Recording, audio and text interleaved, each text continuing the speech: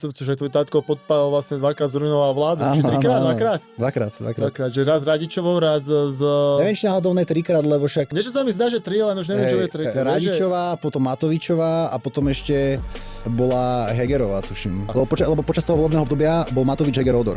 Boli traja premiéry. Najprv Matovič padol, potom Heger a potom bol Odor nakoniec. A mne sa zdá, že dáva sa mu za vinu Radičová, Matovič a Odor. Akože ja s tým súhlasím, akože ja mu to kvitujem, to padanie vlád.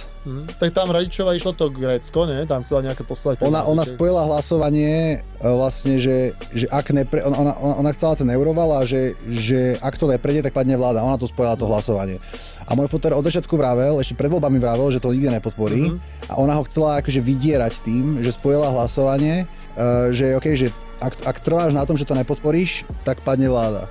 A ona si myslela, že tým ho zlomí. A nezlomila. A to mi príde také celkom akože frajerské. To hej?